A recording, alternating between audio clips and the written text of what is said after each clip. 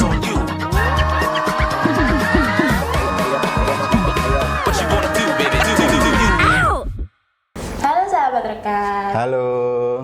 Nah, selamat datang kembali di podcast Waras KB Show season ketiga episode keempat. Yeay. Nah, perkenalkan saya Aneta Rizky selaku mahasiswa magang di Yayasan Rekat Peduli Indonesia. Nah, di sini saya nggak sendiri, ditemani oleh co-host andalan kita Mas Firman. Hai. Nah, di episode kali ini kita akan membahas tema tentang masa depan bebas TBC, strategi Dinas Kesehatan Kota Surabaya untuk eliminasi TBC di tahun 2030. Nah, di sini kita kedatangan narasumber spesial dari Dinas Kesehatan Kota Surabaya, yaitu Dr. Yusli Aidil. Selamat sore, Dok. Selamat sore. Selamat sore Mas Firman. Selamat sore Mbak Neta. Sehat selalu buat kita semua. Gimana kabarnya, Dokter Aidil? Alhamdulillah sehat walafiat, luar biasa. Terima kasih ini undangan di kantor Rekat. Ini pertama sekali ya saya ke kantor Rekat.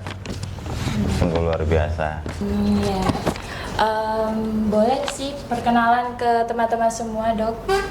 Apa pekerjaannya akhir-akhir ini, kesibukannya akhir-akhir ini, boleh perkenalan ke teman-teman semuanya. Baik, nama saya Yusli Aidil Putra Sibuan, biasa dipanggil Yoa. Sehari-hari berada di Dinas Kesehatan Kota Surabaya sebagai Ketua Tim Kerja Pengendalian Penyakit Menular. Kalau kesibukannya ya selalu kesibukan terus ya. Sebentar Pak, ini intermezzo aja ya. Tadi kan Bapak bilangnya Dokter Yusli Aidil, terus biasa dipanggil Pak Yoa. Iya. Nah, ini kenapa kok dari Yusli Aidil dipanggil ke Pak Yoa ini kayak kok jauh gitu, Pak? Dari dulu sih, dari masa kuliah dulu Yoa gitu. Oh gitu. Ya, dari Oke. Yusli, YA-nya dipakai jadi Yoa gitu. Jadi Yoa Iya. gitu. Yoa gitu. Iya, kalau Yoi dari cewek dia nanti. Oh gitu. Iya, oke. Yoi gitu. Baik, kalau gitu kita langsung masuk ke acara bincang-bincangnya aja ya. Nah, untuk pertanyaan pertama kita langsung ke Mbak Neta aja. Oke, dokter, panggilnya langsung dokter Yo, apa dokter Yusli ini? Bebas, Yoa aja, abang boleh, dokter boleh, tapi dipanggil biasanya Bang Yoa. Oke, dokter Yusli, bisa dijelaskan nih secara singkat, apa sih TBC itu dan mengapa penyakit ini masih menjadi masalah serius nih di kota Surabaya ini? Oke, baik. Pertama sekali kita harus mengetahui ya, TBC itu adalah tuberkulosis atau disebabkan oleh bakteri. Nama bakterinya itulah Mycobacterium tuberculosis. Jadi kenapa itu berbahaya dan sekarang ini lagi booming di kota Surabaya ya. Karena ini adalah prioritas, salah satu prioritas untuk nasional ya, penyakit TBC. Jadi penularannya itu cepat karena memang penularannya melalui udara dari droplet. Jadi kalau orang batuk itu sudah menularkan.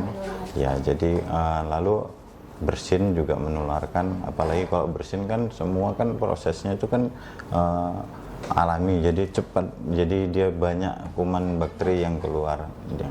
Nanti perlu itu memang karena memang tuberkulosis ini jadi sebenarnya tuberkulosis itu ada dua, satu Mycobacterium tuberculosis SO atau sensitif obat, dan yang kedua adalah RO atau resisten obat. Jadi kalau orang yang awalnya dari resisten obat, jadi menularkan juga menularkan resisten obat seperti itu.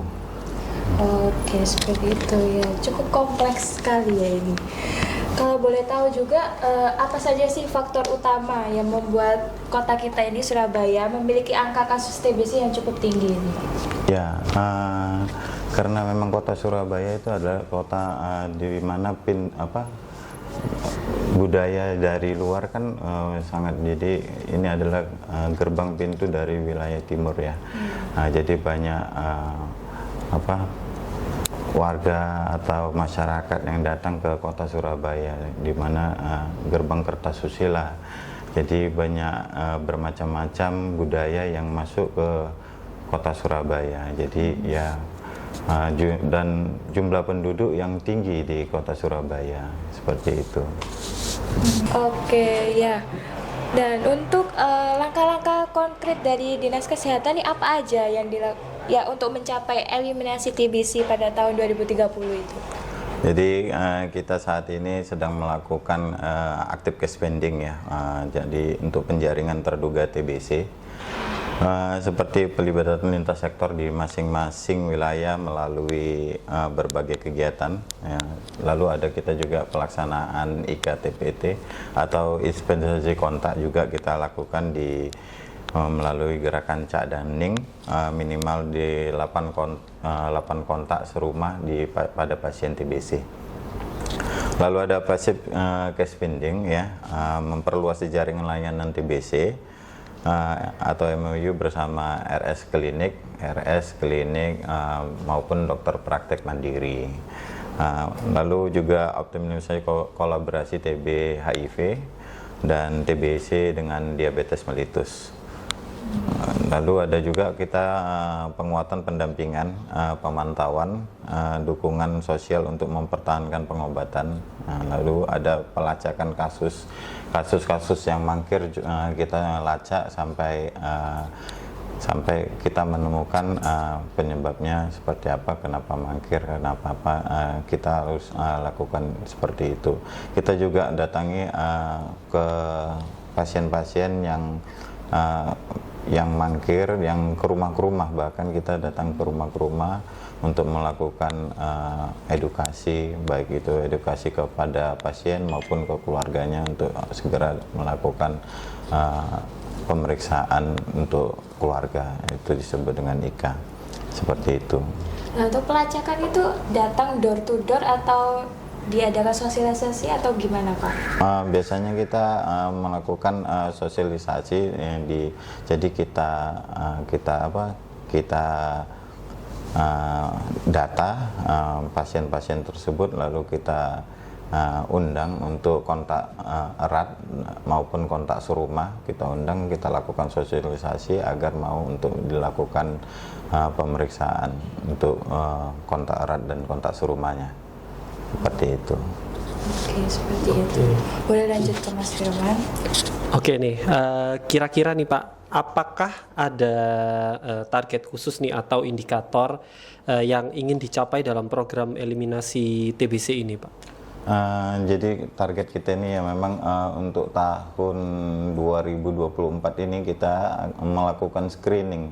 Jadi kalau melakukan screening terintegrasi, jadi kita lakukan itu pada sasarannya untuk semua ya, semua termasuk sasaran umum. Sasaran umum ini sudah kita lakukan di bulan Januari, di akhir Januari sampai tanggal 10 Februari, jadi kita lakukan selama 12 hari, itu sudah mencakup sasaran umumnya 270 orang, di mana 2%-nya sudah kita obatin, artinya sudah kita temukan dan sudah kita obatin. Jadi untuk bulan Oktober dan November ini kita melakukan untuk screening terintegrasi pada anak-anak SD sederajat, SMP sederajat, dan SMA sederajat.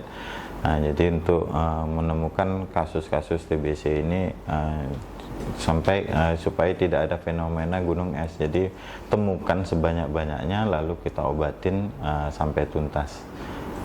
Itu jadi agar cita-cita nasional yaitu bebas tereliminasi TBC di tahun 2030, cita-cita kota Surabaya itu kalau bisa lebih cepat dari tahun 2030.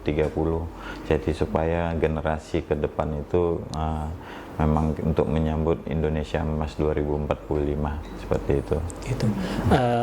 Kalau sesuai yang diomongin Dokter Rio tadi, temukan sebanyak-banyaknya nih. Otomatis kalau ditemukan sebanyak-banyaknya kan nantinya jumlah kasus di Surabaya ini kan pastinya angkanya bakal naik tinggi sekali ya Pak ya. Itu termasuk capaian baik dong seharusnya ya. Kadang orang kan berpikir, angkanya banyak, Surabaya banyak nih kasus TB. Itu seperti itu ya Pak ya? Oke.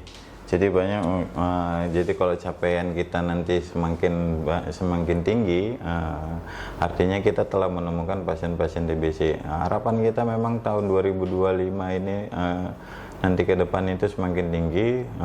Tahun 2026 mungkin sudah mulai menurun, tahun 2027 mungkin sudah mulai menurun, agar tercapainya eliminasi TBC, dari mana dalam 100.000 jumlah penduduk itu kita harapkan hanya 65 yang sakit. Jadi perbandingannya seperti itu. Harapan kita memang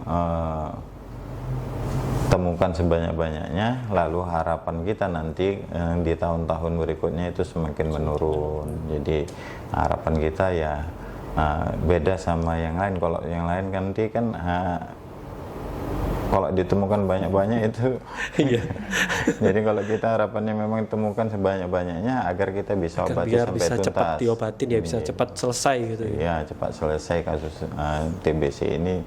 Jadi ini kan cita-cita nasional 2030. Jadi kalau Surabaya itu mempunyai cita-cita kalau bisa lebih cepat 2030 seperti itu. Oke, baik, lanjut. Dalam pandangan Dr. Yohani, peran apa sih yang paling penting dari masyarakat nih dalam mendukung program eliminasi TBC? Ya, banyak ya peran masyarakat itu. Seperti kalau misalnya ya ditemukan, karena ini mohon maaf ya tanda-tanda kutip ya, karena memang TBC ini sudah lama, sudah sejak dahulu ya, karena memang jadi ada stigma di masyarakat bahwasanya TBC ini adalah penyakit turunan atau penyakit guna-guna. Jadi harapan kita itu jangan ada stigma pada masyarakat, karena memang setiap manusia itu kan pada dasarnya ada kuman mikrobakterium ini ya. Jadi bukan karena turunan, bukan, karena memang harus kita temukan. Jadi kalaupun ada masyarakat yang di daerah kita sekitar yang penyakit ada TBC ini, kita motivasi untuk supaya mau minum obat, karena ini penyakitnya bisa disembuhkan, bukan tidak bisa, bahkan ini bisa sembuh total ya. Sembuh total, ini bakteri, jadi bukan virus, jadi bisa sangat bisa disembuhkan. Harapan kita didukung terus, jadi supaya tidak ada stigma dalam masyarakat, seperti itu. Oke, baik, lanjut Pak, terkait bagaimana sih strategi Dinas Kesehatan dalam mengedukasi masyarakat agar lebih sadar akan pentingnya pencegahan TBC. Kan selama ini kan kita paham nih, banyak orang-orang yang kadang ada yang susah banget ya dikasih informasi. Nah, seperti itu kan kadang-kadang kan orang kan ngeyel atau ngotot gitu lah. Ini strategi Dinkes ini seperti apa? Jadi ya mungkin ya pendekatan secara personal ya. Lalu ada juga kita juga sudah melalui tokoh-tokoh kunci atau tokoh masyarakat yang ada di lingkungan wilayah yang sasarannya yang ada pasiennya. Lalu juga ada kampanye media sosial, bisa melalui leaflet yang ada di berbagai di Fasiankes yang ada di kota Surabaya. Kita juga sudah ada Fasiankes itu ada di 63 puskesmas dan 62 rumah sakit. Lalu kita juga ada di klinik-klinik yang sudah ber-MOU, dengan Dinas Kesehatan Kota. Kita juga sudah ada di dokter praktek mandiri, juga ada sekitar 200 yang sudah ber-MOU dengan Dinas Kesehatan Kota Surabaya, seperti itu. Oke, keren. Lalu untuk pertanyaan selanjutnya, Mbak Neta, silakan. Oke dok, kembali lagi ya. Tadi udah dibahas tentang strategi dari Dinas Kesehatan ya. Dari banyaknya strategi-strategi itu, apa saja tantangan terbesar yang dihadapi Surabaya dalam upaya mengatasi TBC ini? Tantangan Surabaya karena memang kota Surabaya ini adalah pintu masuk dari wilayah-wilayah timur ya. Jadi di mana mobilisasi masyarakat di Surabaya ini tinggi ya. Jadi pada umumnya kalau pagi sampai sore itu 2 kali lipat lebih itu penduduknya itu banyak ya, karena banyak masuk ke kota Surabaya, di mana pada malam hari itu ada sekitar 3 juta lebih penduduk kota Surabaya. Jadi kalau pada pagi sampai siang, pagi sampai sore itu jumlah penduduknya bisa 6 sampai 7 juta yang ada di kota Surabaya ini, dan itu kan punya masing-masing kegiatan atau kesibukan, jadi mobilisasi yang sangat tinggi itu juga tantangan di wilayah kota Surabaya ini.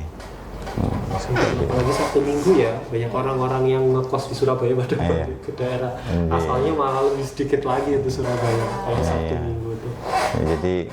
Jadi sangat apa ya, sangat kompleks ya.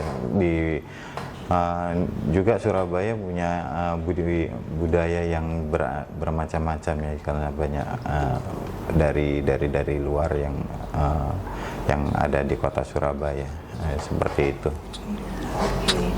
Nah, Surabaya kan emang ini padat penduduk ya.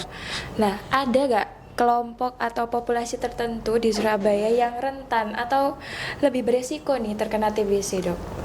Kalau yang rentan terhadap TBC, kelompok atau resti ya, resiko tinggi untuk terkena TBC ya pasti ada, terutama pada pasien-pasien dengan TBC atau dengan ODIF ya, orang dengan HIV, lalu orang dengan diabetes mellitus, lalu juga ada dengan orang yang yang gizi buruk ya, dengan gizi buruk, dengan dalam rumahnya itu ventilasi atau udara sinar matahari tidak masuk, itu juga resiko tinggi, atau kepadatan penduduk itu juga resiko tinggi. Kalau boleh tahu, apa ada kelompok usia, apa anak kecil nih misal bisa tertular atau bahkan lebih kurang beresiko atau gimana? Kalau orang tua ya beresiko ya, orang tua juga beresiko, anak-anak kecil juga beresiko. Kan pada saat ini ada kuman TBC ini ada yang dikatakan laten atau tidur. Jadi dia tidak imunnya kuat, jadi dia tidak sakit, tidak ada keluhan, tapi dia itu sebenarnya penderita TBC. Nah, jadi dia itu bisa menularkan kepada anak kecil ataupun orang tua. Nah, jadi kalau dia bersin atau batuk, pada saat batuk atau bersin aja dia itu sudah menularkan kepada orang yang di sekitarnya. Nah, kebetulan di sekitarnya itu mungkin imunnya lagi rendah, jadi langsung ada keluhan, langsung ada sakit gitu. Nah, makanya oleh karena itu kita melakukan screening terintegrasi untuk melakukan pemeriksaan dini. Nah, jadi agar diketahui apakah kuman apakah bakteri Mycobacterium tuberculosis ini ada di dalam tubuh. Itu ya gunanya kita melakukan screening terintegrasi ini. Lebih baik memeriksakan lebih dini, jadi lebih tahu, bisa langsung diobatin sampai tuntas. Ke Mas Firman. Nah, terkait memeriksakan diri nih, dokter. Bagaimana sih caranya masyarakat bisa mengetahui gejala awal TBC, kemudian dan kapan sih sebaiknya mereka ini memeriksakan diri ke puskesmas? Baik, gejala awal TBC ini pada orang yang batuk yang 2 minggu berturut-turut ya, tidak sembuh-sembuh walaupun sudah diobatin, itu merupakan tanda-tanda dari ada gejalanya TBC. Lalu tidur malam berkeringat tanpa sebab yang jelas. Lalu juga kalau pada anak-anak biasanya itu berat badannya tidak naik-naik walaupun dia sudah makan, sudah cukup gizi, ini berat badannya cenderung menurun. Jadi banyak sebabnya juga ya. Jadi bila menemukan tanda-tanda seperti itu, batuk ya lebih dari 2 minggu, keringat malam tidak pada tidur malam tidak tanpa sebab yang jelas, berat badan menurun atau imun dalam keadaan lemah, terus kok lemas terus gitu, itu sebaiknya segera melakukan pemeriksaan di Pasienkes terdekat yang ada di wilayah di masing-masing masyarakat Kota Surabaya. Oke gitu. Nah, baik, kalau misal ada orang yang aku ada gejala TBC nih, dokter, tapi saya berpikir kira-kira saya kalau pergi ke puskesmas mereka bisa nanganin apa enggak ya. Nah, ini apakah layanan kesehatan di Surabaya ini sudah cukup memadai untuk mendukung program pencegahan dan pengobatan TBC ini, dokter? Saat ini pelayanan untuk Mycobacterium tuberculosis atau TBC ya, yang ada di Kota Surabaya, itu pelayanannya semua Pasienkes yang ada di Kota Surabaya sudah bisa untuk melayani pasien-pasien dengan TBC, baik itu puskesmas ya, puskesmas yang 63 puskesmas kita sudah bisa melayani pasien-pasien TBC, kasus-kasus dengan TBC. Ada juga klinik yang sudah ber-MOU, yang sudah bekerja sama dengan Dinas Kesehatan Kota, itu juga sudah bisa untuk melayani pasien-pasien TBC. Ada juga dokter praktek mandiri yang sudah bisa untuk menangani kasus-kasus TBC. Tapi dokter praktek mandiri? Iya, dokter praktek mandiri yang sudah ber-MOU, yang sudah bekerja sama untuk dari Dinas Kesehatan sudah bisa untuk mengobatin pasien-pasien TBC.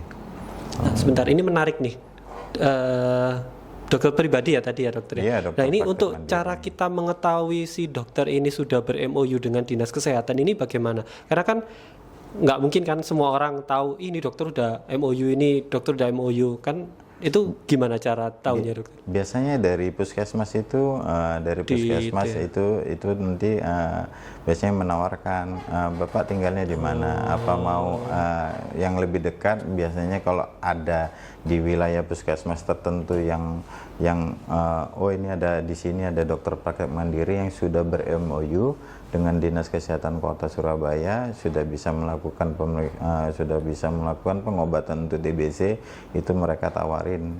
Nah, jadi dari 63 puskesmas itu kan nanti mereka kan sudah tahu yang dokter praktek mandirinya yang sudah ber-MOU di Dinas Kesehatan. Jadi biasanya dari puskesmas itu bisa ngasih rekomendasi untuk supaya pasien tersebut lebih mudah aksesnya di mana gitu. Jadi tidak dipersulit gitu. Oke. Ini menarik sih, saya baru tahu soalnya ternyata dokter mandiri itu juga sekarang bisa mengobati TBC ya, dan itu yang pastinya sudah ber-MOU dengan Dinkes ya. Jadi tidak semua, jadi hanya yang ber-MOU saja. Oke, kalau gitu lanjut. Nah, dokter, ini mungkin bisa dijelasin nih bagaimana sih caranya Dinas Kesehatan Surabaya ini bekerja sama nih dengan pihak lain seperti rumah sakit atau lembaga swasta dalam program ini? Bekerja sama dengan pihak rumah sakit atau lembaga swasta, yang kita lakukan selama ini selalu salah satunya adalah peningkatan kapasitas untuk pemeriksaan tuberkulosis ini. Salah satunya untuk peningkatan analis juga kita lakukan, juga peningkatan untuk pengelola program juga kita lakukan. Lalu juga dengan lembaga-lembaga swasta, salah satunya ya Rekat, ya ada banyak macam-macam ya, ada Gesit, ada Yabisa, macam-macam, untuk segera tereliminasinya TBC ini. Kita melakukan kerjasama supaya agar penemuan-penemuan kita semakin meningkat. Jadi kedepannya tahun-tahun berikutnya semakin menurun. Oke, next Mbak Deta. Oke, selanjutnya nih, apa harapan dokter nih terhadap peran media, termasuk podcast kita ini dalam menyebarluaskan informasi tentang program eliminasi TBC itu? Ya, harapan saya sangat besar ya untuk media ya. Karena media sekarang kan sekarang kan cepat viral tuh. Jadi semua dari peran media sangat penting bagi kita. Jadi supaya untuk memberikan info bahwasanya tuberkulosis itu bisa disembuhkan, lalu dengan berita-berita melalui TikTok atau IG atau lain-lainnya, jadi melalui media sosial, jadi untuk memberi info ke masyarakat untuk segera melakukan pemeriksaan tuberkulosis seperti itu. Jadi sangat berperan ya, harapan saya ya itu. Ya benar, emang media itu sangat berperan menyebarluaskan informasi ini dengan sangat cepat ke orang-orang semuanya ya. Iya. Nah terakhir nih, apa pesan atau himbauan dari dokter untuk masyarakat Surabaya agar ikut berperan aktif dalam program eliminasi TBC ini? Wah, nggak berasa aja, udah terakhir aja, perasaan barusan aja ya. Iya. Harapan kita ya bagi masyarakat Surabaya segera untuk melakukan screening untuk TBC ya, untuk yang masyarakat yang berada di kota Surabaya segera melakukan screening kesehatan di vaskes yang ada di kota Surabaya atau yang terdekat melalui dari wilayahnya. Lalu utamakan perilaku hidup sehat bersih ya untuk masyarakat kota Surabaya, tetap olahraga, tidak merokok, tetap jaga kesehatan ya, itu harapan kita ya, supaya kota Surabaya tetap sehat gitu aja. Pesannya berarti tetaplah sehat, dan apabila kalian terkena TBC tetap melakukan pengobatan hingga tuntas. Ya. Yang penting pengobatan TBC itu gratis. Gratis, tidak dipungut biaya apapun. Sudah gratis, nah tinggal datang. Kalau misal kalian terkena TBC langsung datang, bisa diobati. Sampai sembuh. Sampai sembuh. Jargonnya TOS TBC. TBC, temukan, obati, Sampai sembuh. Ya, nggak kerasa nih dok, kita ada di akhir sesi podcast nih. Terima kasih kepada Dokter Yusli yang sudah hadir di sini.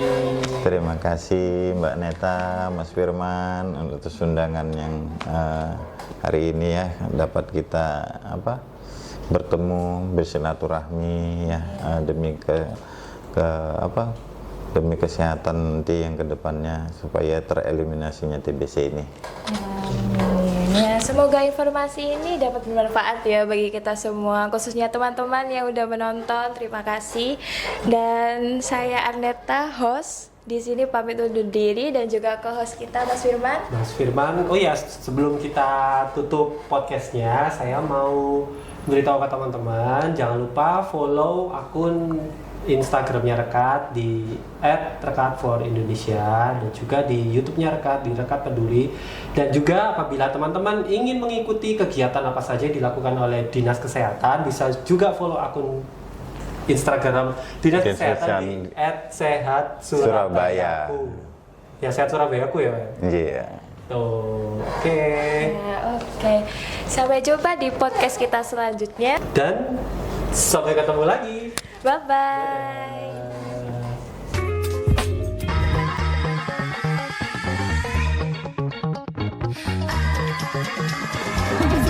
What you wanna do? It's on you.